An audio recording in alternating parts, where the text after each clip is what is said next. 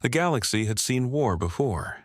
Entire empires had risen and fallen in fire, in politics, in quiet economic collapse. Trade routes shifted, alliances fractured, civilizations adapted, but there were still rules, lines that even conquerors hesitated to cross. One of those lines was extermination. The Morellians were the last species anyone would expect to face extinction. They were small, gentle, about the size of a human child, with soft fur that shimmered faintly in starlight and eyes that glowed with bioluminescent warmth. Their voices carried a resonance that calmed aggression in other species. Their cities floated like lanterns between nebulae, powered by harmony-based energy systems that responded to emotional frequencies. They were not warriors, they were healers, archivists, navigators, diplomats. Wherever conflict erupted, Morellians arrived to help stabilize it, and that, in the cruel logic of empires, made them weak. The Carvax Dominion believed weakness was a disease. They were tall, wolf-like predators with layered muscle and armored hides, born on a world where survival meant domination. Their society revolved around conquest, hierarchy, and purity. Strength determined worth. Mercy was considered decay. For centuries, they had expanded across systems, conquering species they deemed inefficient or inferior. But they didn't just conquer, they erased. And when they turned their gaze toward the Morellians, they didn't declare war. They issued an extermination directive. The first signs were subtle. A trade outpost stopped responding. A navigation beacon vanished. A colony ship never arrived at its destination. Then entire Morellian settlements disappeared from star maps, one by one, as if someone were methodically deleting them. No survivors, no broadcasts, no wreckage, just silence. The Scaleth brood followed close behind the Carvax fleets. Insectoid, hive-minded, efficient beyond comprehension, they specialized in biological analysis and environmental conversion. Where they moved, ecosystems changed. Entire biospheres were cataloged, harvested, or neutralized. To them, the Morellians were not people. They were biological material, study subjects, variables.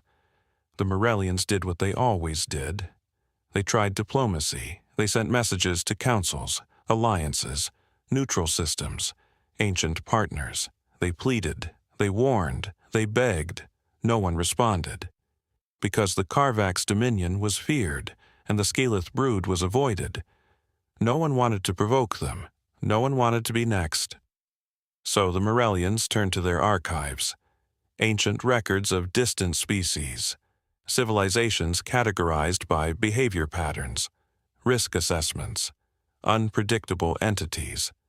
There was one file marked with caution symbols across every layer of its data shell.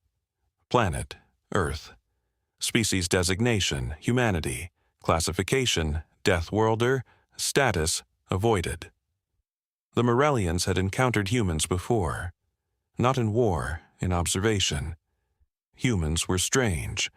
They were fragile compared to many species, yet they survived on a world filled with predators, disasters, diseases, and environmental extremes. They adapted faster than expected. They fought harder than predicted. And they protected their young with ferocity that bordered on irrational. The file included one note. Unstable in conflict, protective instinct extreme. Outcome unpredictable. The Morellians hesitated. Calling them might make things worse. But extinction was already coming. Luma Vey stood alone in the signal chamber, her small hands trembling as she activated a beacon no one had used in generations. Her voice carried across the stars.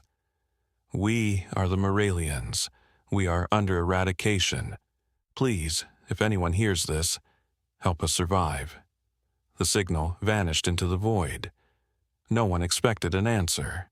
The Carvax fleet arrived at the Morellian home system with absolute certainty. This would be the final cleansing. No resistance, no retaliation, just completion. Their warships blocked the sun, casting long shadows across the floating cities. Skeleth carriers descended behind them, preparing for biological processing. The Morellians prepared for extinction. Then something appeared on the outer edge of the system. Not a fleet formation, not a diplomatic convoy, just ships. Heavy, industrial, scarred by previous battles, human vessels. They didn't request permission to enter. They didn't broadcast warnings. They didn't negotiate. They simply arrived and moved forward. Inside the command deck of the lead human carrier, General Mara Solis watched the battlefield unfold. Morellian cities under threat. Karvax ships positioned for annihilation. Skeleth harvest platforms descending. She didn't see a galactic conflict. She saw civilians in danger, and that triggered something deeply rooted in human instinct. Protect the small. Human fleets advanced, calmly, almost casually. Crew members joked over internal comms as weapons systems powered up. Technicians ate meals while calibrating targeting arrays. Soldiers prepared gear with the relaxed focus of people used to chaos. The Karvax expected fear. Instead, they encountered confidence. Human ships entered the combat zone like guests arriving late to a gathering. Engines roared, weapons engaged. And then the first Karvax destroyer went dark. No dramatic speech, no declaration, just action. Humans didn't fight like the galaxy. They adapted instantly. When Karvax shields deflected standard weapons, humans changed tactics mid-engagement. When Skeleth swarm drones altered patterns, human targeting recalibrated in seconds. Where other species retreated to reorganize, humans pushed forward, relentlessly. They boarded enemy ships instead of waiting for ranged victory. They dismantled systems from inside. They used debris as cover, environment as weapon, unpredictability as strategy. The Karvax had fought many wars. They had never fought anything like this. Then came the most disturbing part. Humans captured Skeleth units, not just to interrogate, to study their physiology, their metabolic processes, their weaknesses. Human scientists ran analyses with chilling practicality. If stranded, can this biomass sustain human survival? If their neural systems can be disrupted, can they be controlled? Is their biological structure adaptable for emergency sustenance? To most species, it sounded monstrous. To humans, it was survival logic. On Earth, survival meant using every available resource. Even enemies, especially enemies. The Morellians watched with mixed awe and fear. Their saviors were unlike anything they had known. Not elegant, not noble, but unstoppable. News spread across the galaxy. The Deathworlders had entered the conflict, and the Karvax Dominion was losing ground. Not territory, momentum. Humans didn't aim to conquer systems. They aimed to break the enemy's ability to continue extermination. Supply routes were destroyed, command relays dismantled, Skeleth production facilities neutralized. Every time the Karvax regrouped, humans struck somewhere else. They forced them into constant reaction, constant movement, constant exhaustion. The Morellians began rebuilding under human protection. Shelters formed inside massive human carriers. Medical systems integrated, food synthesized. For the first time since the attacks began, they felt safe. But they also saw something unsettling. Humans weren't celebrating. They weren't angry. They weren't even emotional. They were focused. War, to them, was work. General Mara Solis finally opened a direct transmission to War Marshal Reth Karn. He expected rage, threats, declarations. Instead, her voice was steady. "You targeted a species that never fought you," Reth Karn growled. "They were weak." Silence. Then Solis responded, "Then you should have left them alone. no shouting, no theatrics, just a statement. The next phase began immediately.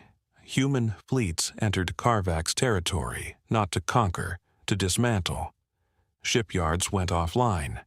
Weapons manufacturing ceased. Command nodes were surgically removed. Every system tied to extermination collapsed. The Skeelith brood attempted a counteroffensive. They deployed biological swarms, adaptable, evolving, overwhelming. Humans countered by changing environments, temperature shifts, radiation bursts, chemical interference. They didn't just fight enemies, they changed the battlefield itself. The Skeelith had never encountered a species that manipulated environments so aggressively. They retreated. The Karvaks realized something terrifying. Humans were not stopping. Not when territory was gained. Not when fleets were destroyed. They would only stop when the threat to the Morellians ended completely. It ended without a final battle, without a grand explosion, without the extinction of the Karvaks. Because humans didn't want extermination, they wanted prevention. When the Karvaks surrendered their extermination directive, humans halted. Immediately, no celebrations, no victory marches, no conquest. They simply withdrew. The Morellians returned to their worlds, rebuilt their cities, reignited their energy networks. Life resumed. War Marshal Reth Karn watched the human fleets disappear into deep space. He had prepared for annihilation. Instead, he saw restraint. For the first time in Karvak's history, they were spared. Luma Vey sent one final message to Earth. "Why did you help us?" General Solis answered hours later. Her voice was quiet. "Because you asked." Pause. "And because where we come from, the small survive when someone stands up for them." The galaxy changed after that. Humans became a constant presence, not rulers, not conquerors, but something far more unpredictable, protectors, dangerous ones. Empires reconsidered extermination policies. The Skeelith withdrew into isolation. The Karvaks rebuilt under new doctrine, and the Morellians thrived. A new, unspoken rule spread across the stars. Never push a species to extinction, because they might call Earth. And when humans answer, they do not arrive with speeches, they arrive ready to survive, and ready to make sure someone else does too.